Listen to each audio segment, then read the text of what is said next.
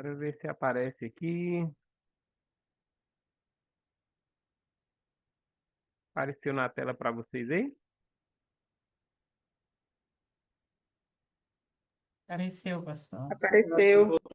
Sim, pastor, apareceu, sim. Então Conclusão da aula anterior. vamos para. Nós paramos aqui na obra do Espírito Santo na vida de Jesus.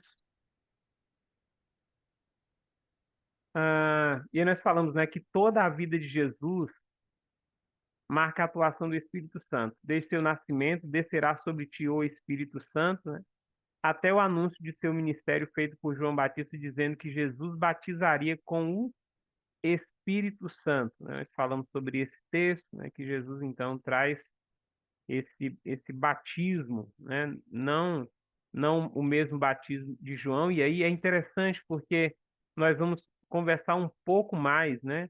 Vamos avançar um pouco mais sobre essa questão, né, do batismo no Espírito Santo, que hoje é muito falado no meio evangélico, nessa busca, né? Você precisa buscar o batismo do Espírito Santo. Então vamos conversar um pouquinho sobre isso, né? Porque aqui nós temos essa distinção do batismo em água, que era o batismo de João, e o batismo no Espírito Santo, ou com o Espírito Santo, nessas duas nomenclaturas. Ah, o Espírito Santo visitou no seu batismo, desculpa, imediatamente foi cheio do Espírito Santo, né? Lucas 4:1 fala exatamente desse enchimento e quando ele agora vai ser levado, né, à tentação, e ele é conduzido pelo próprio Espírito para o deserto, mas ele então está cheio do Espírito Santo. O Espírito Santo atuava quando Jesus ensinava, né? Lucas 4:14. O Espírito, o Espírito Santo está presente nos milagres de Jesus. Até suas emoções eram no Espírito Santo. E é interessante, irmãos, porque esse texto aqui de Lucas vai trazer, né, aquilo que também está escrito lá em Mateus 11, né, que diz que Jesus ele exultou no Espírito. Então, aqui nós temos também, né, já para a gente ir construindo, a gente tem aqui, né, uma nomenclatura diferente, né, do que esse enchimento do Espírito Santo, mas que tem o mesmo significado, né? Exultar no Espírito, né? O texto bíblico vai dizer que Jesus ele sente, né, uma alegria tão grande no Espírito e ele então vai fazer aquela aquela fala de gratidão. Eu te louvo, ó Pai, porque escondeste essas coisas dos sábios, né? Dos entendidos desse mundo, mas revelaste aos pequeninos, né? E aí é quando Jesus, então, vai fazer também aquele convite lá, Mateus 11:28, para aqueles que estão cansados, né? Venham a mim todos vocês que estão cansados. Então, aqui fala, né, que Jesus, naquele momento, ele foi cheio dessa presença do Espírito e traz, então, em algumas traduções, ele exultou no Espírito. A obra do Espírito Santo na vida do crente, né? Então, na vida de Jesus, ele, desde o seu nascimento ao ministério, né, e até a sua ressurreição, o Espírito Santo está agindo na vida de Jesus, e na vida do crente ele convence do pecado, né? Nós vamos ver um pouco mais sobre isso quando estivermos falando sobre soteriologia. Nós vamos está estudando, né, alguns termos, que é exatamente a pessoa do Espírito Santo que vai agindo na vida daquele que ainda não conhece a Cristo, mas ele já tem uma ação, né? Ele já vai ali gerando na vida dessa pessoa, né, o que dentro da nossa estudo teológico é chamado de fé salvadora, né? Então ele convence o pecador, ele age trazendo convencimento ao pecador. Ele regenera João 3, é exatamente aquele texto, né, que Jesus está conversando com Nicodemos e ele vai dizer assim que é preciso nascer da água e do Espírito, né? Para uma nova vida, isso que significa nascer de novo ou ser regenerado, né? É, nascer para uma nova vida, né? E a vida, então, no batismo nas águas e agora também inserido no Espírito, né? Então, ele traz essa regeneração, né? Talvez aqui esteja um texto, né, que o Idaclésia até citou aí a questão, né, do espiritismo, né, que é um texto que combate essa visão espírita, porque na conversa de Nicodemos ele disse, olha, eu posso, né, renascer voltando para o ventre da minha mãe? E ele vai dizer, não, não, não tem como você fazer isso, né? A proposta é que nasça do Espírito para uma nova vida. Confere poder, né? Então o Espírito Santo é aquele que confere poder. Esse texto aí é aquele que diz que porque o Senhor agora estava indo para o Pai, ele enviaria o conselheiro que estaria conosco, aquele que se colocaria ao nosso lado, né, e que é um outro como Jesus, e aí ele vai dizer que por causa disso nós faríamos obras maiores ainda, né? Então ele confere poder à igreja para poder realizar a obra dele. Ele habita no crente, né? Então ele passa a fazer morada agora no naquele que crê em Cristo Jesus. É ele que ensina, né?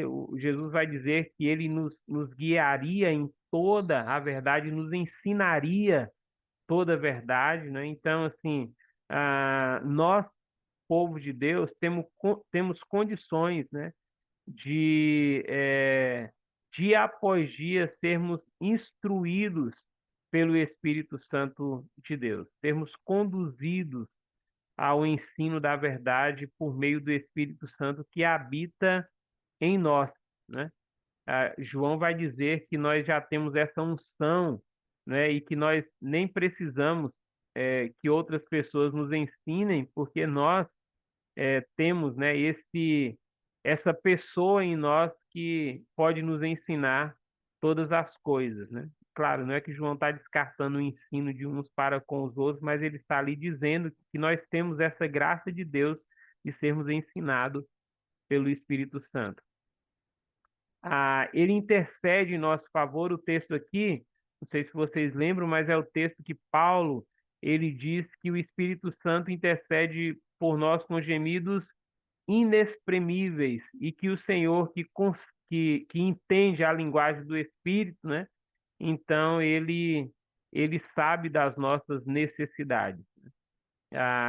O propósito aqui do texto é exatamente mostrar que tem momentos que nós nem conseguimos, né, usar de palavras nas nossas orações intercessórias, mas nós temos que ter plena convicção de que, ainda que nos falte essa força, mas nós temos o Paracleto, né, aquele que está conosco e que intercede por nós e que nos conhece muito melhor do que nós mesmos, então ele intercede de forma perfeita pelas nossas vidas junto ao Pai. É ele que santifica também, né, o crente. É interessante porque eu sempre gosto de lembrar isso, né, que enquanto Romanos 7 é a vida do eu, né, Paulo vai falar exatamente desse homem miserável que é ele, nesse corpo de morte. Quando a gente chega agora no capítulo 8, Paulo vai falar agora desse homem que é guiado pelo Espírito, que tem o Espírito, né? Então, essa palavra Espírito Santo em Romanos 8 vai aparecer muitas vezes, porque o autor, o Paulo, quer exatamente mostrar para nós a obra que o Espírito Santo ele realiza em nossas vidas. Ele concede dons especiais ao corpo de Cristo, né? E aí Romanos 12, a partir do 6, tem exatamente uma lista também, né? Que Paulo vai trazer, né? Dos dons, distinta de alguns dons, né? Alguns dons que tem aqui em Romanos 12 não tem em Coríntios capítulo 12, nem em Efésios, né? Então aqui também está uma lista mostrando que o Espírito Santo ele concede, né, ao corpo de Cristo esses dons.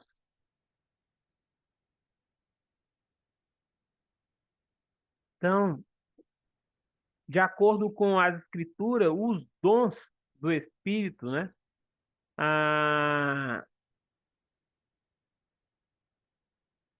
o Espírito concede dons aos cristãos que seriam habilidades específicas. Eles são também conhecidos pela palavra grega para dádiva ou graça, né, charisma, de onde nós temos o termo, né, carisma, né, de onde deriva então carisma, carismático, né, exatamente dessa palavra grega aí, né, essa graça, essa dádiva que o Senhor concede, que são os dons. Então, qual é o propósito dos dons? Os dons espirituais são dados para equipar a igreja a fim de que desenvolva seu ministério até que Cristo volte, né? Guarda isso aí, né? Que os dons espirituais são dados para equipar a igreja, é o que nós lemos lá na carta aos Efésios, né? Paulo vai dizer que os dons ali oficiais, né? Que são dados ali pastores, evangelistas, mestres, profetas, né? Tem esse propósito de equipar os os demais membros do corpo de Cristo para que eles possam também desenvolver as suas habilidades, né? E aí, aqui tá dizendo, né, que esses dons, o propósito deles é que cada um possa exercer um ministério, ministério aqui é trabalho, né, exercer um trabalho no corpo de Cristo, até que Cristo volte. Nesse sentido, eles não são resultado da santidade do cristão, né? Então, assim, às vezes as pessoas pensam, né, que os dons conferem santidade para a vida de uma pessoa, né? E é interessante porque, assim, quando nós olhamos a igreja de Corinto, nós vamos ver que a igreja de Corinto, segundo Paulo, não falta nenhum dom. Eles têm os dons, né?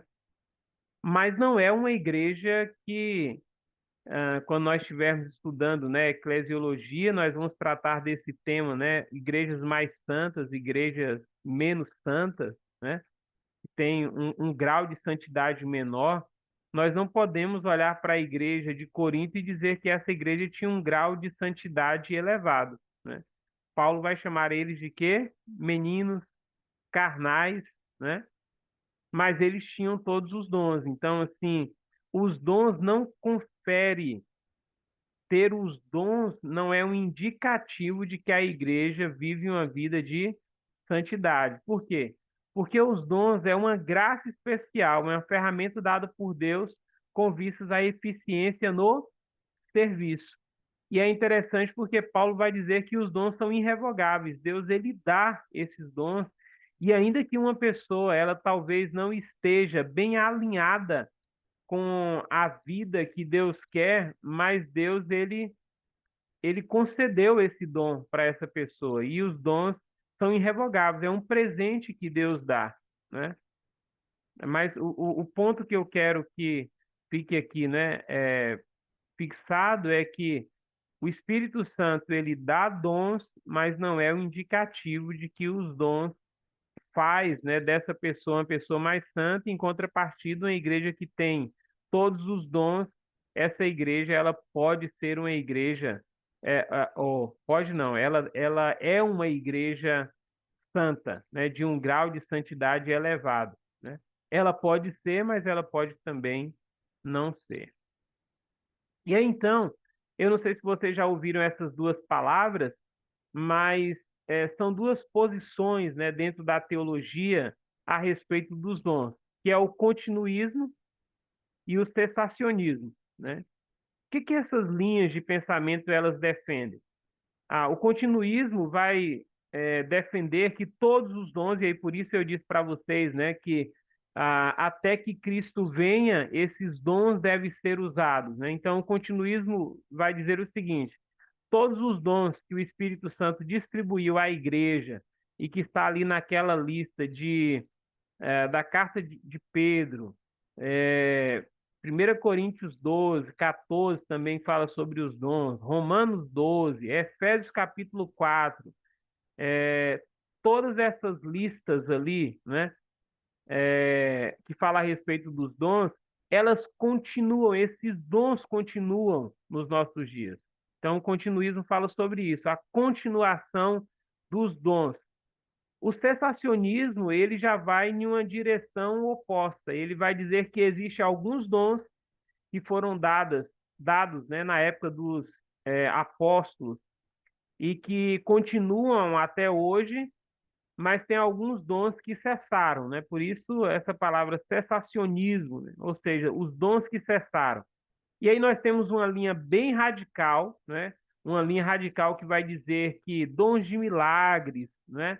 Profecia, línguas, que esses dons todos cessaram, não existem mais nos nossos dias, não existem mais manifestações miraculosas da parte de Deus. Qual o argumento que eles vão usar? Eles vão usar que o Espírito Santo deu esses dons, né? E aí eles vão usar o texto de Jesus, olha, se vocês não verem milagres, vocês não crerão, né? Então eles vão dizer, olha, os milagres foram dados exatamente para que as pessoas pudessem acreditar. Mas uma vez que passou, né, esse tempo agora de Jesus, dos apóstolos, os dons cessaram, né? Não precisa mais. Os dons também foram dados nesse sentido, né, de trazer a revelação da palavra de Deus. Mais uma vez que o cano foi encerrado, então não precisa mais de uma profecia. A profecia agora é o pronunciamento, a pregação das escrituras, né? Então existe uma ala bem radical, né, que não acredita em milagres, não acredita em dom de línguas, né? Tanto línguas é, dos anjos como línguas, né? Dos homens, como a gente viu ali no texto de Atos capítulo 2. Mas existe uma ala também, mesmo dentro dessa linha cessacionista, que acredita, né, que alguns dons, como o dom de línguas, eles foram extintos, o dom de profecia foi extinto também, mas Deus, ele é poderoso para continuar operando milagres. Então, os milagres ainda estão presentes, né? Só que, claro, é o milagre, dentre esses defensores hoje, nós temos o Augusto Nicodemos, né, que talvez dentro dos estudiosos, é aquele daquela ala mais, como é que eu posso dizer? Que acreditam no cessacionismo, mas não um cessacionismo radical, né? Então, o Nicodemos brasileiro, né? Nós temos John McLeese também, americano, e eles vão dizer o seguinte: eles acreditam em milagres, eles acreditam que uma vez que a gente ora, Deus pode operar um milagre, né? Mas não naquela forma que aconteceu ali no Novo Testamento, né? Onde as pessoas chegavam, o texto bíblico vai dizer até a sombra de Paulo, né? Curava os enfermos, lenços, né? Que levavam. Então, eles não vão ir para essa linha, né?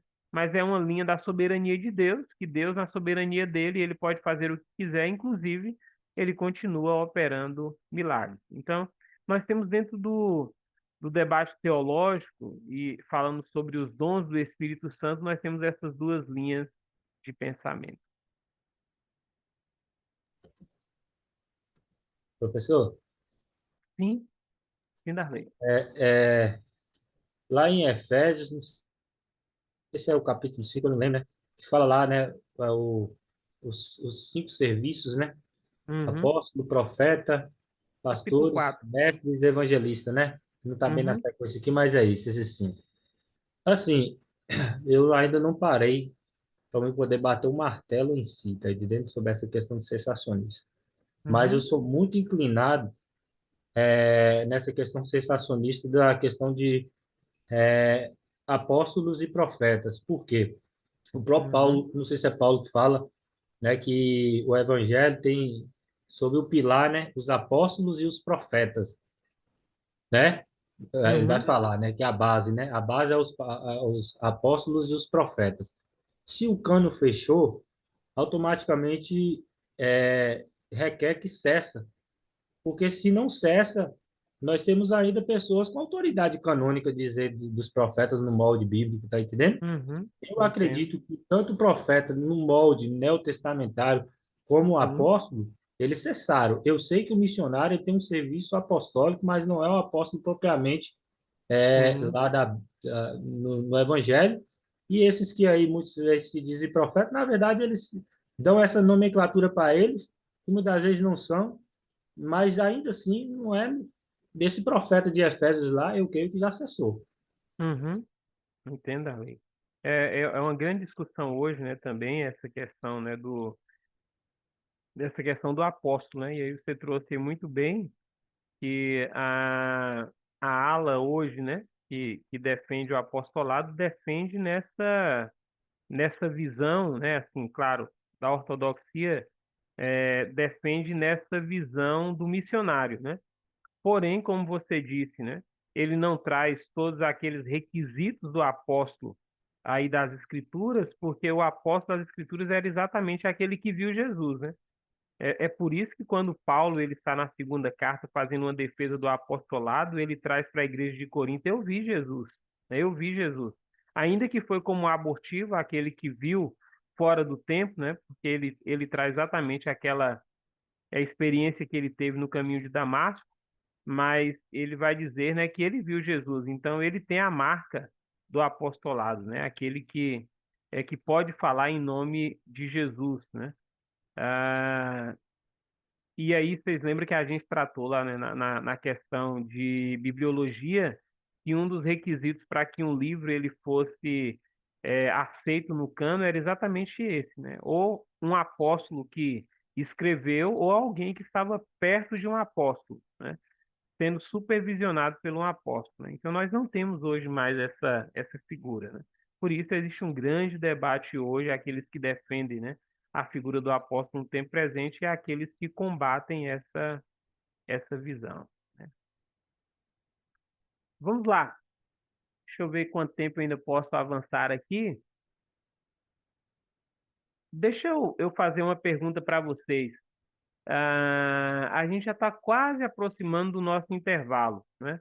Eu não tenho muita coisa hoje para a gente dar intervalo e ir até 10 horas. Então, assim, eu posso avançar e ir até aí talvez 9h20, 9h30, sem intervalo? O que que vocês acham? Me sinaliza aí.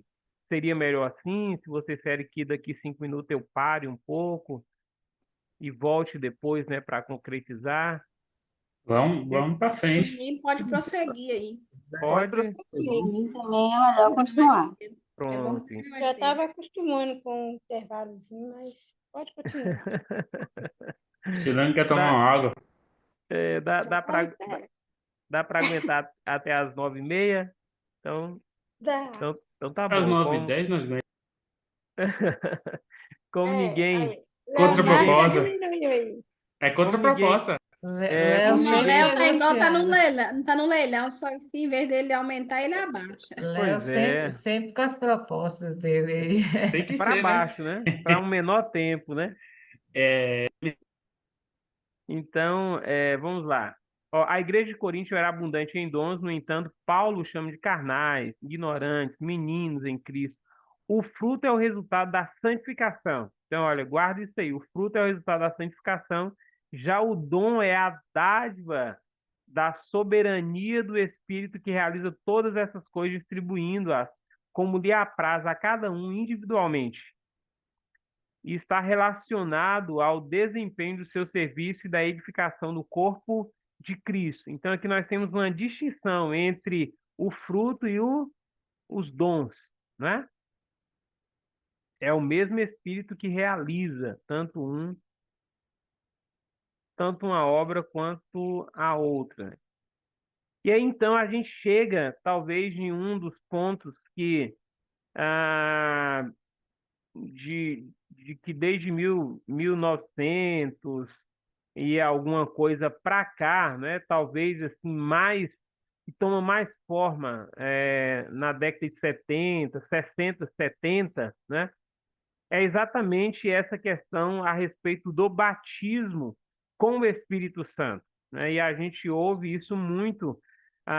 Talvez a gente não ouve tanto hoje nessa geração mais nova. Talvez a geração de vocês não usa muito essa nomenclatura, mas se vocês pegarem, né? Vamos pensar na nossa convenção. Se vocês pegarem os pastores mais velhos um pouquinho aí essa faixa etária aí, né? Igual o pastor José Lima, que veio, o pastor Francisco Carlos, e tantos outros pastores, né?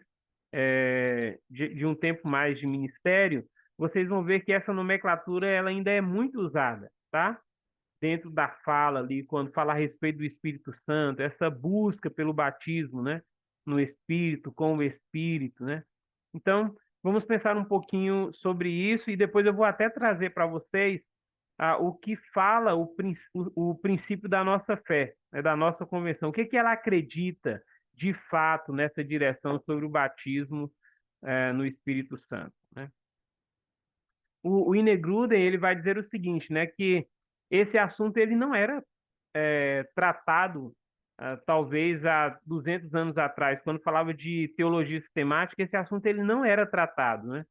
Mas aí com o advento do pentecostalismo, né?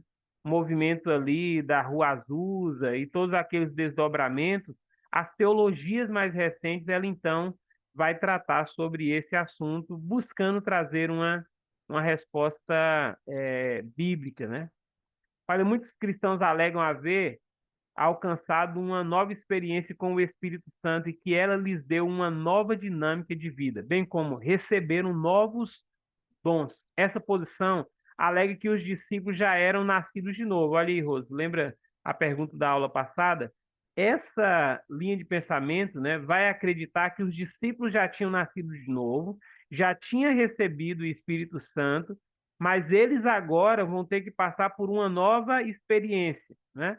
Então, essa linha aqui, pentecostal, ela vai trazer muito isso na sua teologia. Mas precisavam ser revestidos de poder, né? Vocês já ouviram muito, né, essa nomenclatura, né? Precisa ser revestido de poder, irmãos, tem que buscar para ser revestido de poder, né? Então é algo assim bem, bem presente do nosso tempo. E aí então eles argumentam, né, serei batizados com o Espírito Santo não muito depois desses dias, ou seja, quando Jesus ele fala sobre isso em Atos 1, 5 e que vai cumprir em Atos 2, ele está falando exatamente sobre esse batismo com o Espírito Santo, né? Eles já tinham nascido de novo, mas eles então vão receber esse batismo. Eu vou manter esse slide aí e nós vamos então agora partir para a leitura de alguns textos bíblicos, tá bom? Para a gente, então, pensar melhor sobre esse assunto. Ah, então, assim, o pano de fundo aqui é exatamente esse, né? Desde o movimento ali da Rua Azusa, o surgimento do pentecostalismo, né? E, claro, a nossa convenção, ela tem uma influência, não sei se vocês já fizeram na história dos batistas independentes, se não fizeram, vão ver na história dos batistas independentes que a nossa convenção, de Ogman, ele tem essa influência exatamente desse movimento, né? É um movimento que está acontecendo ali nos Estados Unidos, mas que vai ter um reflexo na Europa, inclusive na Suécia, né? Porque John Ogman, ele vai para os Estados Unidos, ele tem contato com esse movimento e ele volta impactado, né, com esse movimento ali. Então, assim, nessa direção aí, o pensamento é esse. Quando a pessoa ela tem um encontro com Jesus e que ela nasce de novo, né? Então ela já tem o Espírito, mas ela ainda não tem esse revestimento, esse poder, ela ainda não foi batizada com o Espírito Santo, né? Ela já nasceu de novo, mas ela não foi batizada com o Espírito Santo. E aí, então, as passagens é,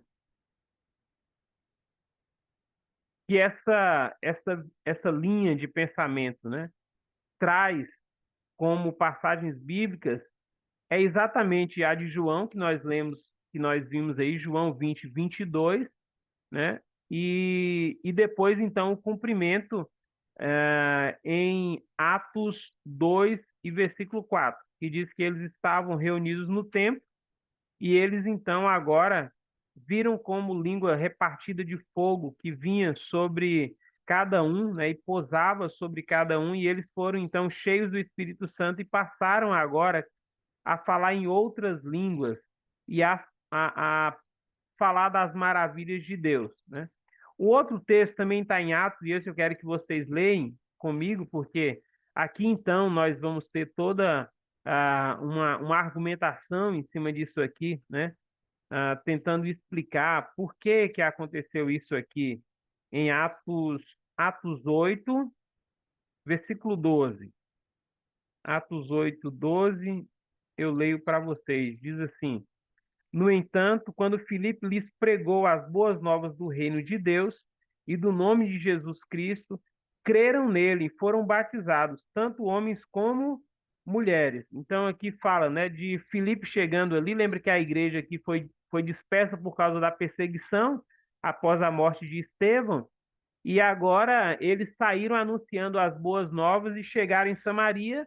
Dentre essas pessoas está Filipe, o diácono, e ele então prega e as pessoas acreditam e eles então creem em Jesus e eles foi batizado aqui no caso, né, eles receberam o batismo nas águas. E aí então, agora em Atos 14, 8, 14, mais à frente um pouquinho, diz assim: os apóstolos em Jerusalém, ouvindo que Samaria havia aceitado a palavra de Deus, enviaram para lá Pedro e João. Estes, ao chegarem, oraram para que eles recebessem o Espírito Santo, pois o Espírito Santo ainda não havia descido sobre nenhum deles. Tinham apenas sido batizados em nome do Senhor Jesus. Então Pedro e João lhes impuseram as mãos e eles receberam o Espírito Santo, né? Então, o argumento pentecostal é exatamente esse. Olha, eles creram em Jesus, eles foram batizados, mas eles ainda não tinham recebido o Espírito Santo, né? Ou seja, eles ainda não tinham recebido esse poder, esse revestimento de poder na vida deles. E o último texto bíblico está em Atos também, capítulo 19,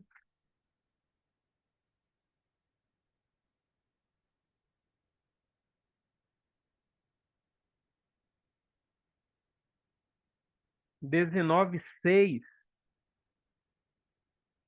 e eu leio com vocês, que diz assim: Quando Paulo lhes impôs as mãos, veio sobre eles o Espírito Santo, e começaram a falar em línguas e a profetizar. Eram ao todos uns 12 homens. Vamos ler um pouquinho antes aí? Vamos ler desde o versículo 1. Enquanto Apolo estava em Corinto, Paulo, atravessando as regiões altas, chegou a Éfeso. Ali encontrou alguns discípulos e lhes perguntou: Vocês receberam o Espírito Santo quando creram? Olha a resposta deles: Não, nem sequer ouvimos que existe o Espírito Santo. Então, que batismo vocês receberam? Né? Uma pergunta de Paulo. O batismo de João, responderam eles. Aí Paulo diz: O batismo de João foi um batismo de arrependimento. Ele dizia ao povo que cresce naquele que viria depois dele, isso é, em Jesus. Ouvindo isso, eles foram batizados no nome do Senhor Jesus. Quando Paulo lhes impôs as mãos, veio sobre eles o Espírito Santo, né? Então, esses três textos são tragos, né, em defesa desse argumento, né, dentro do meio pentecostal, que a pessoa ela tem uma experiência distinta da aceitação, né, e do recebimento do Espírito Santo na vida dela. A pessoa ela crê em Jesus, ela aceita, né, o Evangelho, e então o Espírito Santo vem e habita nessa pessoa, né? Porém, o revestimento de poder, esse batismo, né, de poder, só acontece quando a pessoa ela tem essa experiência, né? E aí, então, irmãos, aqui nós temos um grande risco dentro desse pensamento. Qual é o risco? É o risco de que dentro da igreja pode ser criado dois grupos de pessoas, né? Aqueles que são batizados com o Espírito Santo e aqueles que não são batizados com o Espírito Santo. E aqueles que são batizados com o Espírito Santo, eles então passam agora a se considerar uma classe mais espiritual, né? Eu não sei se vocês já depararam, né, com pessoas assim, mas de fato isso existe. Dentro dessa linha de pensamento aqui, a pessoa, né, que foi batizada com o Espírito Santo, ele considera, ou as outras pessoas, né, considera ele mais espiritual. Então, assim, se ele, ainda mais quando segue a linha de pensamento, né, que a evidência do batismo com o Espírito Santo é falar em línguas estranhas, né? Então, ali está uma evidência, as pessoas logo identificam dentro dessa linha de pensamento, olha, você precisa ser batizado com o Espírito Santo, né? E daqui a pessoa, e a evidência é o dom de línguas, daqui a pouco a pessoa, então, ela começa a falar em uma língua estranha, as pessoas que estão ao redor dizem assim, opa, essa pessoa agora subiu de nível, né? Então, assim, essa forma de pensamento pode trazer uma divisão, aquilo que seria que é o propósito do dom, né? É trazer unidade para o corpo, que está na carta aos Efésios, acaba trazendo uma divisão, né? Daqueles que são mais espirituais, daqueles que são menos espirituais.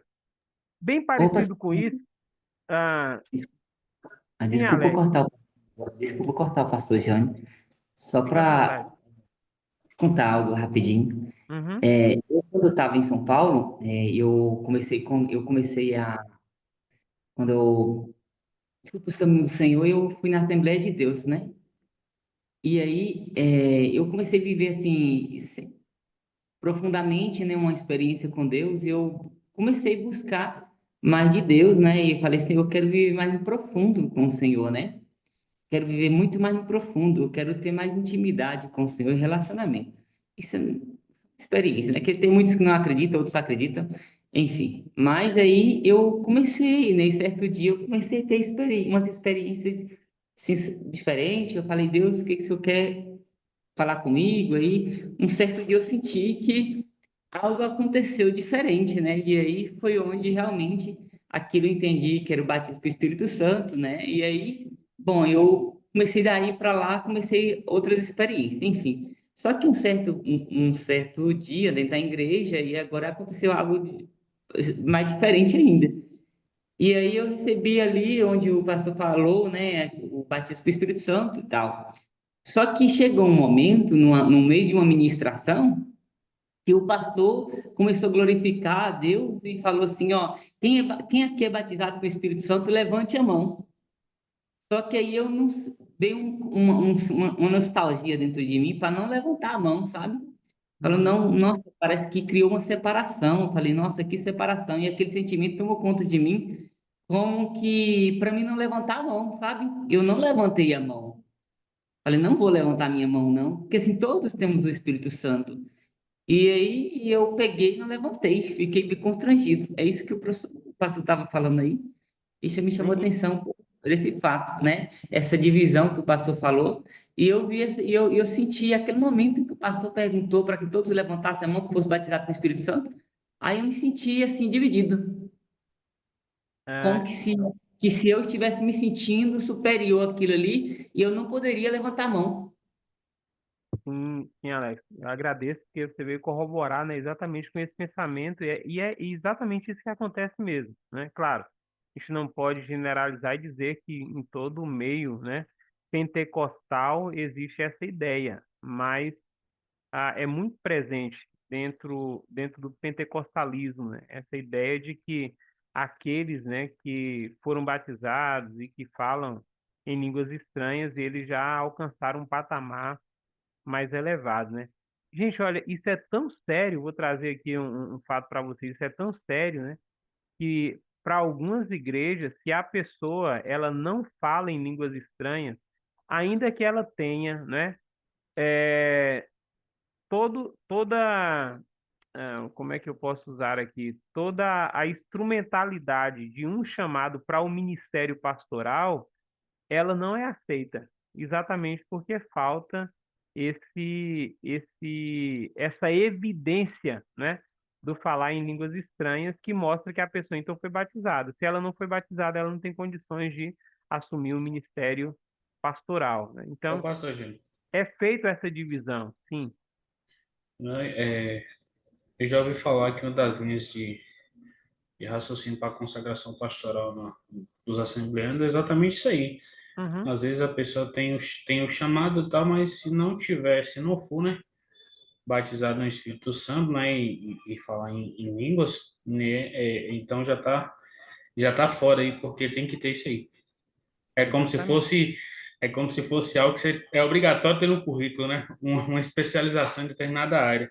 Assim exatamente. segundo eles, né? Exige isso E aí. aí, e É aí, importante. Léo, também entra, né, que muitas das vezes, por causa, né, desse quesito aí que precisa ser alcançado, né, a pessoa ela pode forçar isso aí, né? Que olha, se é isso que me impede, então vou forçar a barra aqui, né, e mostrar que eu já tenho, né? Fato. Então, então Aí, professor, alguém falou? foi eu, professor. Sim, sim, Darley. Eu acredito que muitas das vezes, igual o Léo trouxe essa situação, né, e de fato ela acontece mesmo, a pessoa só assume o púlpito, tudo, se ela for batizada no Espírito Santo. Muitas das vezes, a maioria ali, acredito eu que não é genuinamente a língua, não. Eu tenho para mim que muitos que dizem que falar em línguas, eu acho que ele mais decorou um linguajar do que propriamente. Assim, ó, eu não quero aqui satirizar o assunto, né? Uhum, Mas, por exemplo, se eu chego aqui, My name is Darley, the book is on the table. Eu falei uhum, algo em inglês, mas isso não significa que eu sei falar inglês. Eu falei uma frase. Porque para uhum, poder falar inglês, da mesma forma que até o momento eu estou aqui falando em português, era para me ter falado em inglês. Construir frases, raciocínios e conversar normalmente. Ou seja, the book is on the table, né? Eu uhum, conheço gente, pastor, que depois de anos que eu ouvi, que eu voltei a ver, ela sempre fala a mesma frase em línguas. É só aquela frase. O tempo todo aquela frase. Eu conheço vários, né? Pastores, pessoas. Eu falei, rapaz, se for só para falar essa frase, eu tenho para mim que não constitui falar língua, porque língua você segue uma sequência ali e vai caminhando, né? E eu nunca vi essas pessoas seguindo uma sequência como a gente está conversando aqui o tempo todo na aula. uhum.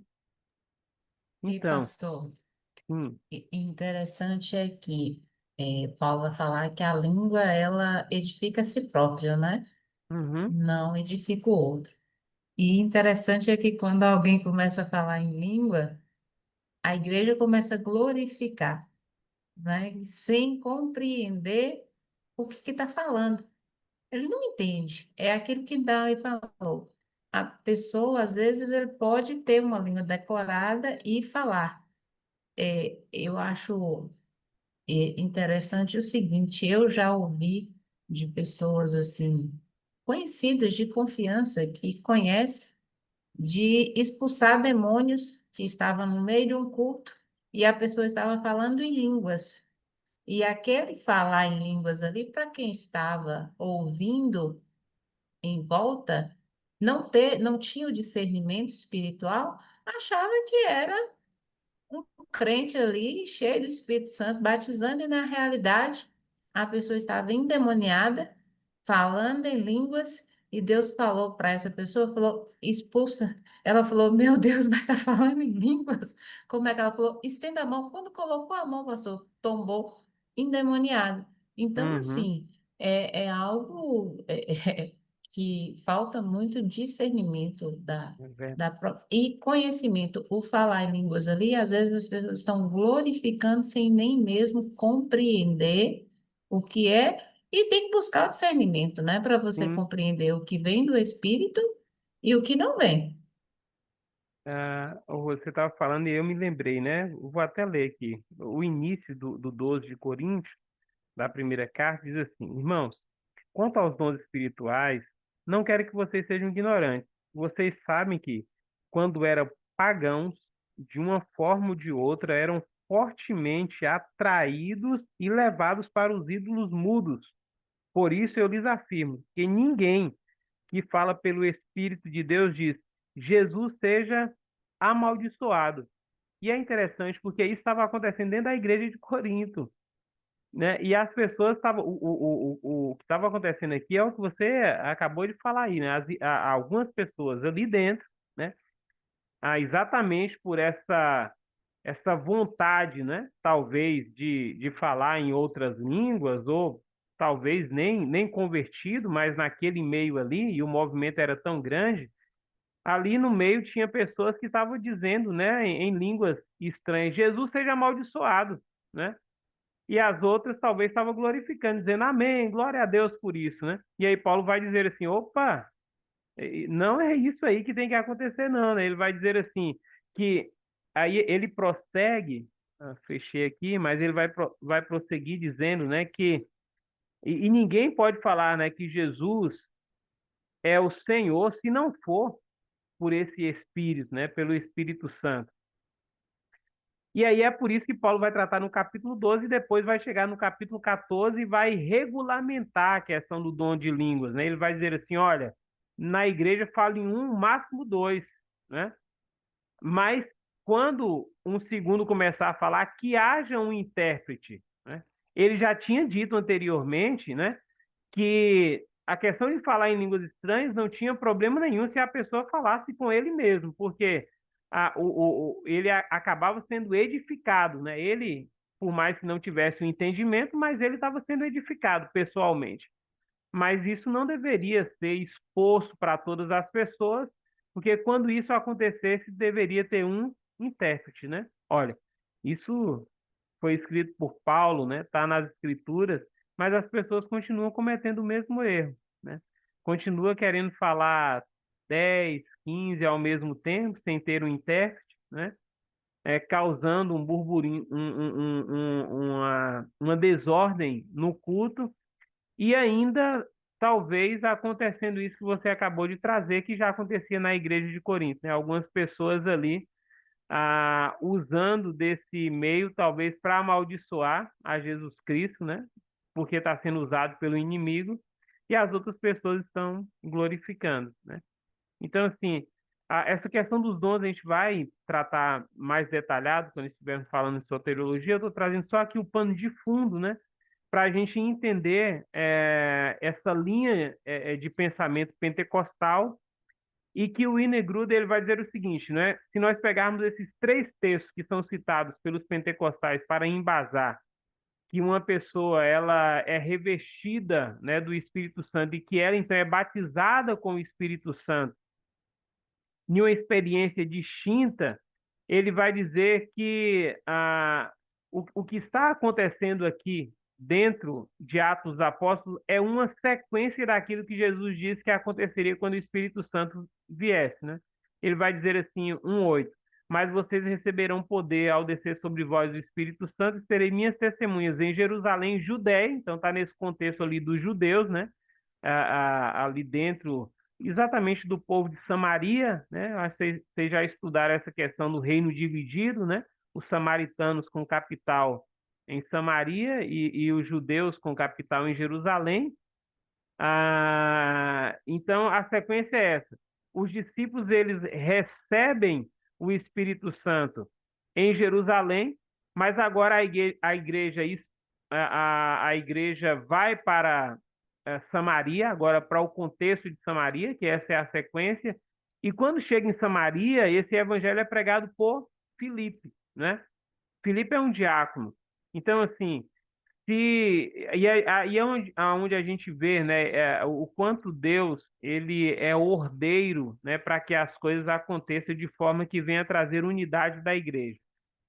O que os estudiosos vão dizer é o seguinte: olha, se Filipe prega o evangelho ali, e claro, o evangelista é aquele que prega o evangelho e depois vai para outro lugar, né? Deixa uma igreja ali que recebeu agora o Espírito Santo, né? Com aquela evidência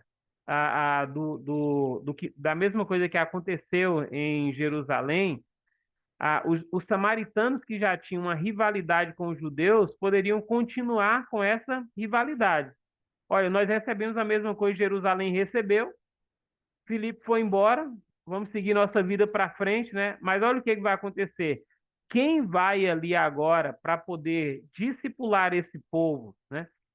E agora trazer exatamente essa evidência, né, da vida no Espírito, é exatamente os apóstolos. O texto bíblico vai dizer que João e Pedro, eles vão para lá, eu acho que é João e Pedro, se eu não estiver enganado, eles vão para Samaria, sabendo, né, do que aconteceu em Samaria, eles vão, e agora eles impõem as mãos e eles recebem o Espírito. Então, nós estamos tendo aí também o que os eruditos, né, vão chamar de transição daquilo que era a ação do Espírito Santo no Antigo Testamento e que termina em João, né, e na inauguração de um novo tempo, aonde agora acontece, né, o cumprimento da profecia de Joel. Então nós temos agora a igreja em Samaria recebendo o cumprimento da profecia de Joel, mas agora a gente parte na sequência para até os confins da terra, que é exatamente quem simboliza isso é a igreja em Éfeso. Nós estamos falando aqui de 3 centros de grande influência da igreja primitiva: Jerusalém, Samaria e Éfeso, né? E aqui agora na cidade de Éfeso é Apolo que chega pregando o arrependimento através do batismo de João. E Paulo, então, pergunta para eles: vocês receberam o Espírito Santo? Nós nem sabemos, né, que existe o Espírito Santo. E aí Paulo, então, impõe as mãos e vai acontecer a mesma coisa que aconteceu em Jerusalém, Samaria, e agora acontece também com a igreja de Éfeso, né? Então, o que nós temos aqui não é um modelo para a gente seguir nos dias atuais.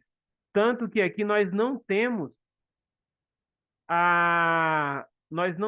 né, uma orientação didática dos apóstolos. Nós temos aqui um acontecimento do que Jesus disse que iria acontecer. Quando nós partimos agora para aquilo que é ensino, né, para toda a igreja, nós encontramos exatamente em Coríntios capítulo 12, né? E encontramos também na carta aos Efésios, que diz que quando nós ouvimos o evangelho e que nós cremos, nós fomos então selados, nós recebemos o batismo. Porque quando nós falamos de batismo com o Espírito Santo, a nomenclatura aqui remete o significado, né, de nós termos mergulhados no Espírito Santo e o Espírito Santo agora ser mergulhado em nossa vida. Ou seja, nós somos um com o Espírito e o Espírito Santo é um conosco, né? Essa é a nomenclatura que é usada aqui.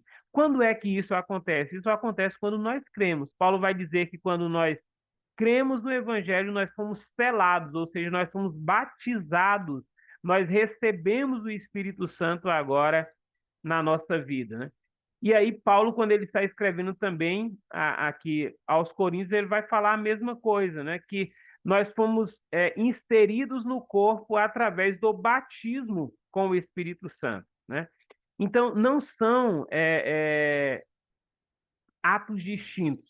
Uma pessoa ela não aceita a Cristo e tem o Espírito, e depois ela recebe esse poder. Ela recebe o Espírito Santo. Agora, é claro, né? E aí eu pego a fala de Alex, né? Que o Gruden e tantos outros, né, vão postular sobre isso, que ele vai dizer o seguinte, né? Porque algumas pessoas alegam que elas passaram por uma experiência nova com o Espírito Santo e que essa experiência trouxe agora, né, uma vida mais dedicada ao Senhor, uma vida de mais proclamação do Evangelho. E eles vão dizer o seguinte, né? Uma vez que a pessoa ela recebeu o Espírito Santo, ela foi selada, né? Ela já foi batizada com o Espírito Santo.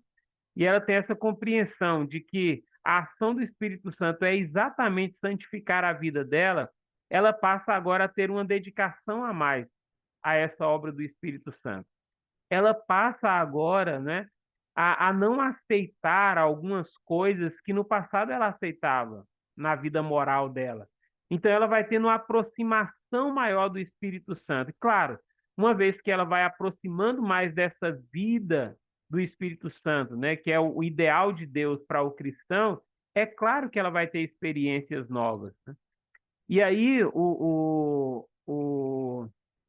alguns teólogos vão dizer para nós, né, que talvez essa nomenclatura ela esteja errada, batismo com o Espírito Santo, né?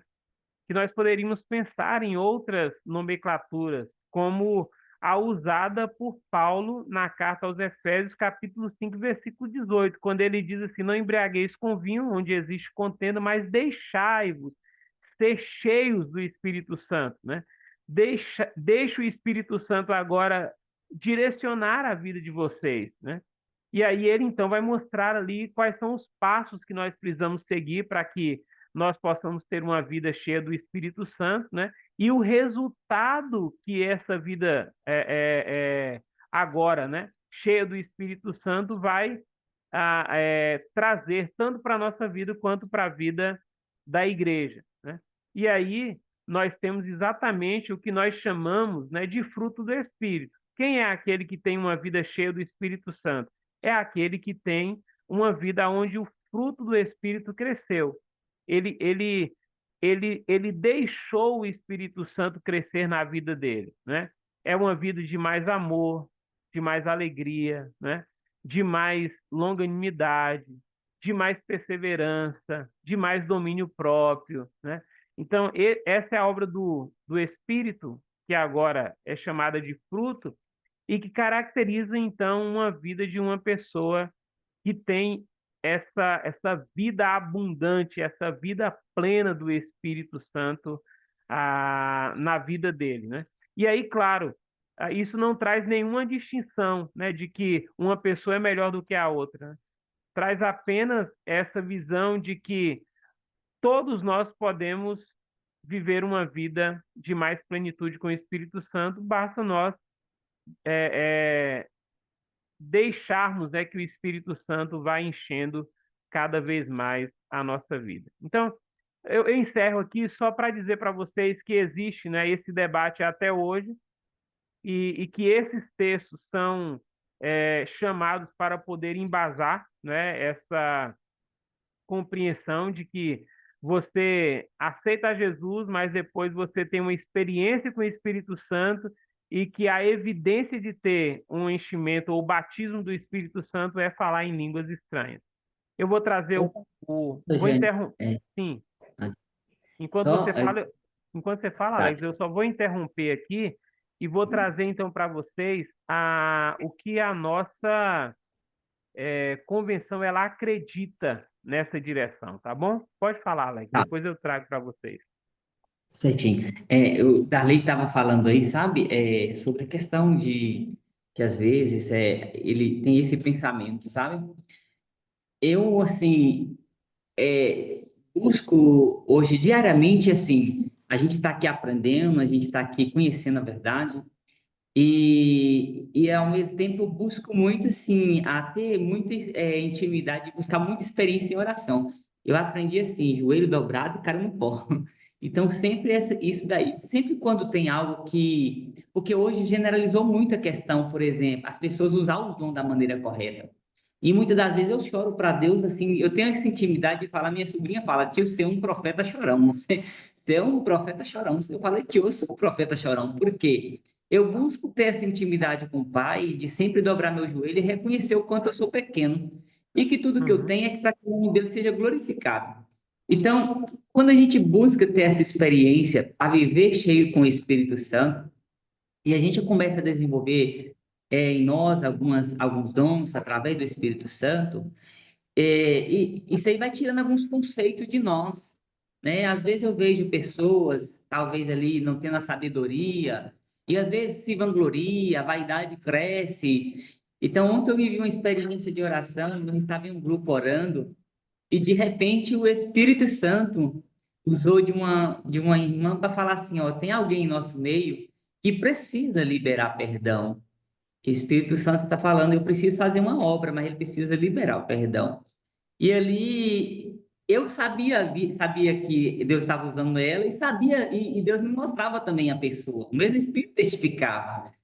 Só que ali eu falei, eu fui pro meio da roda e a pessoa não queria liberar perdão. Aí eu falei, eu fui pro meio da roda. Falei, olha, existe o pecado oculto, né, que é aquilo que a gente não consegue lembrar, e existe o pecado que a gente no nosso consciente. Então, talvez coisas que estão inconscientes que nós podemos pedir o Espírito Santo para trazer a memória, né? Então, quando nós buscamos maior nível de intimidade com Deus, nós vamos entendendo como que Deus quer que nós também usamos esses dons para que o nome dele seja glorificado. Então, Uhum. assim, eu falo, poucos dias eu tive uma experiência com Deus, assim, que Deus me dava uma visão para mim em São Paulo, e que ele tinha uma criança que estava com um câncer dentro de um osso da coluna, e chamava policisto. E eu estava deitado ali e de repente Deus me dava essa experiência em sonho. Aí eu falei, Deus, e eu estava próximo a viajar para São Paulo. Aí Deus me mostrava a casa, me mostrava o carro que estava dentro da casa e me mostrava a criança. E falava assim: essa criança foi para o médico e ela foi diagnosticada com tal problema na coluna, só que o médico não viu. Tu vai nessa casa.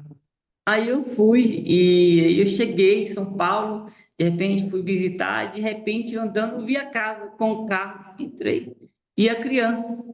E aí orei, a mãe caiu em pranto de choro porque ela tinha acabado de levar a criança para o médico e o médico tinha diagnosticado com aquilo mesmo, com uma outra enfermidade. E os Uhum. remédios estavam lá em cima daquilo que Deus tinha me falado.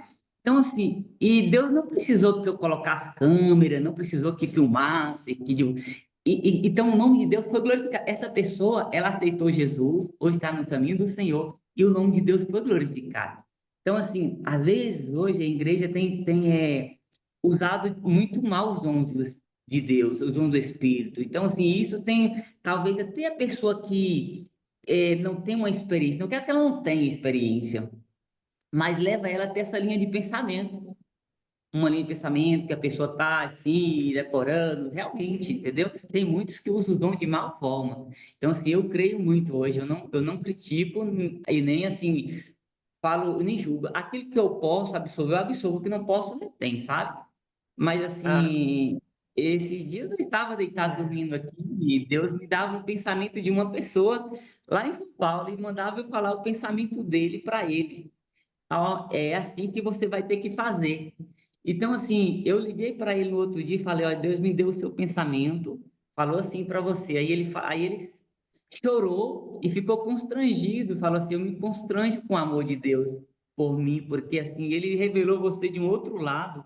E eu fui para a igreja ontem falando isso para minha esposa, que eu queria saber de alguém como é que eu faço para ouvir mais Deus. E Deus mandava falar assim para ela: jejuma mais e aprenda mais de mim, estuda mais e jejue mais, que eu vou levar você para mais perto de mim. Então, assim, são coisas que a gente não consegue explicar. E, assim, eu, às vezes, eu estou dentro de casa, aquela experiência que eu vivi no começo, de ser cheio do Espírito Santo, às vezes eu entro dentro do meu quarto e falo para Deus: Deus, eu quero ser cheio aqui do Espírito Santo, eu quero ter mais, eu quero falar com o Senhor. E, de repente, Ele vem e fala comigo. Então, assim, essas experiências, assim, não é para que nós vangloriamos, é para que nós aprendamos a nos santificar mais, a nos liberar mais de nós e deixar que Deus encha nós dele. E isso daí é para nós, para nossa vida. Então, assim, às vezes, por exemplo, tem textos bíblicos que eu não consigo, aí Deus vai lá, te revela o texto bíblico para você falar. Então, é isso daí é que nós precisamos viver. Então, assim, é que nós precisamos buscar. Eu falo assim, que as pessoas talvez tenham ensinado, aprendido no meio pentecostal, têm talvez interpretado, eles têm vivido essa experiência, mas talvez tenham usado essa experiência da maneira errada, ou estudado ela de uma maneira errada. Igual eu aprendi, eu vivo e eu quero viver isso diariamente. Só que eu também busco conhecimento para me poder usar isso da maneira correta. Pronto, Alex. Obrigado, Alex. Eu acho que o ponto é esse mesmo, né? É por isso que a gente precisa aprender, né, aquilo que as escrituras diz, né? Para a gente poder agora, uma vez que a gente é, recebe esse dom, usar de forma correta, né? É por isso que, assim, olha, olha o que que tem acontecido, né? Por falta de um bom conhecimento, algumas igrejas acabam trazendo toda essa desordem, né, na questão do uso dos dons. Mas por falta do conhecimento também, algumas igrejas, né, devido a essa desordem, têm extinguido os dons espirituais, né?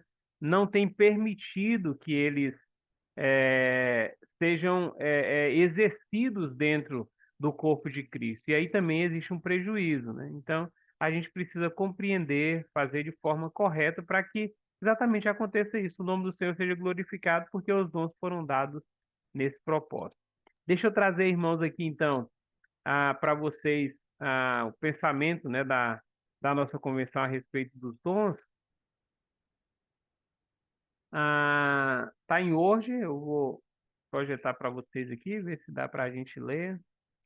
Tá,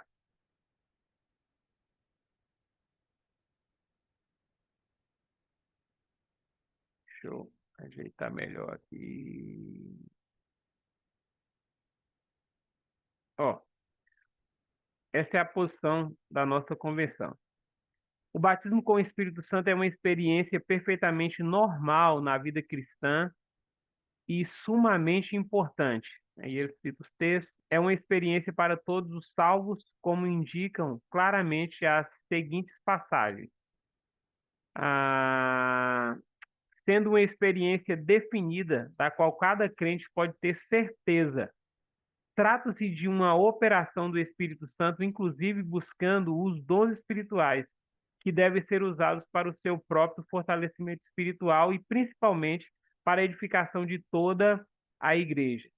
É especificamente com relação ao dom de línguas, assunto ainda hoje tão polêmico, por causa da questão se é ou não a evidência do batismo no Espírito Santo, nossa linha doutrinária não reconhece esse dom em tal posição. Basta citar o texto de 1 Coríntios 12, 29, 30, né? Quando Paulo fala assim, falam todos em línguas, né? Além da expressão batismo com o Espírito Santo, o Novo Testamento usa outras figuras para referir-se à mesma experiência, tais como ser ungido, beber do Espírito, receber virtude ao vinho o Espírito Santo e vinda do Espírito Santo sobre as pessoas. O Espírito Santo caiu, né? Então são algumas nomenclaturas que outros textos usam exatamente para falar sobre isso. Com respeito à afirmação de alguns de que o falar em línguas estranhas é evidência do batismo no Espírito Santo, não se pode dizer que tal afirmação tenha suficiente base bíblica. Sobre o assunto escreveu o pastor José Lima, né, que esteve com a gente aqui agora, os dons do Espírito. Sendo um assunto bastante polêmico ainda em nossos dias, convém observar a respeito desse dom. Nem todos falam em línguas, né? Paulo vai dizer.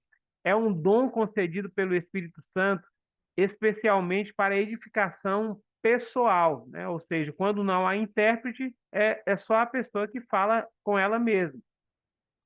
Sendo um dom do Espírito, ninguém pode ensinar uma pessoa a falar em línguas através de repetições de palavras, como aqui e ali às vezes é praticado por alguns pregadores. É o Espírito Santo que confere cada um o dom que lhe aprouver. Com certeza pode-se dizer que a experiência de ser cheio do Espírito Santo, como no livro de Atos, resulta numa capacitação sobrenatural, podendo haver manifestação de diversos dons miraculosos, inclusive o de falar em línguas, né? Então, assim, A, a nossa convenção, quando ela fala, né, de batismo com o Espírito Santo, ela leva mais para o lado, né, da pessoa compreender aquilo que Paulo diz ali em Efésios capítulo 5, 18, deixai-vos ser cheio do Espírito Santo, né, que é a questão também do fruto, do que a questão, né, de uma evidência como os pentecostais e neopentecostais às vezes, né, tratam, que é a evidência do falar em línguas estranhas. Então essa é a nossa linha de pensamento, né, aquilo que a gente acredita. Vou voltar aqui rapidinho, já estou finalizando, mas vou voltar aqui para os slides só para a gente concluir aqui.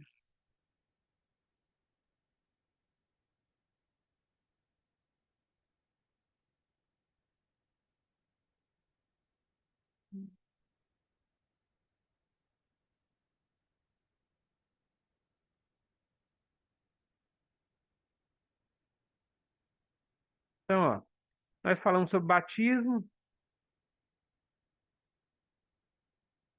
Ah, ainda falando sobre o Espírito Santo, eu não vou me delongar aqui, mas só para a gente lembrar sobre o que é blasfêmia contra o Espírito Santo, né?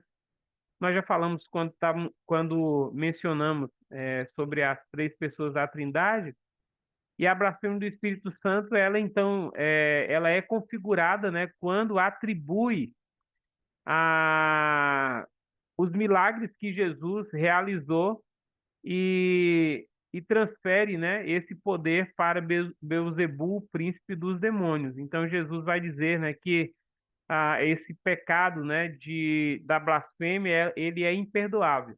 A configuração nos nossos dias hoje, por nós não termos a pessoa de Jesus, o que configura então a blasfêmia contra o Espírito Santo é exatamente esse afastamento da verdade, onde as pessoas, né, não acreditam que o Espírito Santo as convence. Então, se é o Espírito Santo que está em ação no mundo e elas não acreditam que esse Espírito Santo pode convencer do pecado, da justiça e do juízo, não existe mais perdão para essa pessoa, né, nem nessa vida e nem na que há de vir.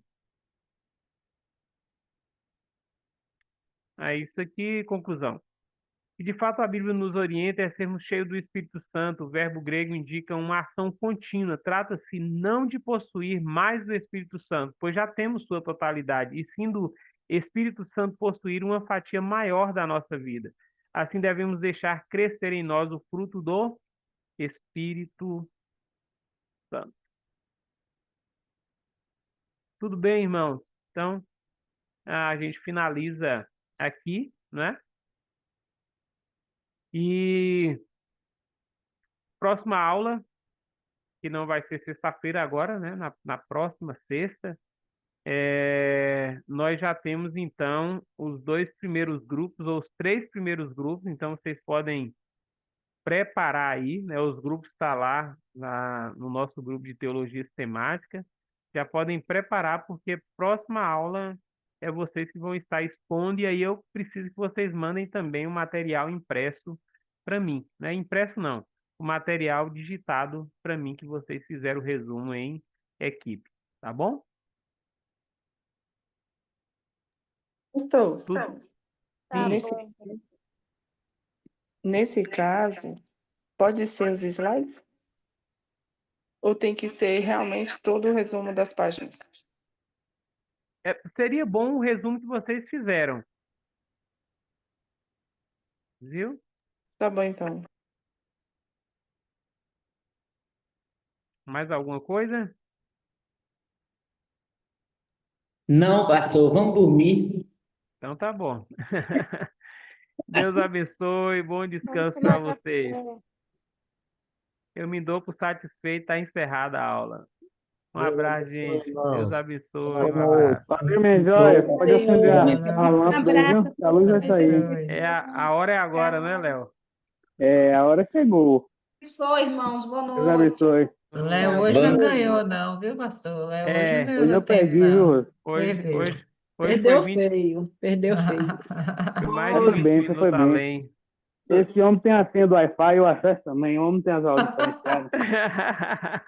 Rose, Léo é vendedor, filho. Aí tem A estratégia. lábia, tem estratégia, Dani. Aí É tem. estratégia. Tem que ter E aí, estratégia, né? e aí, Aí Léo?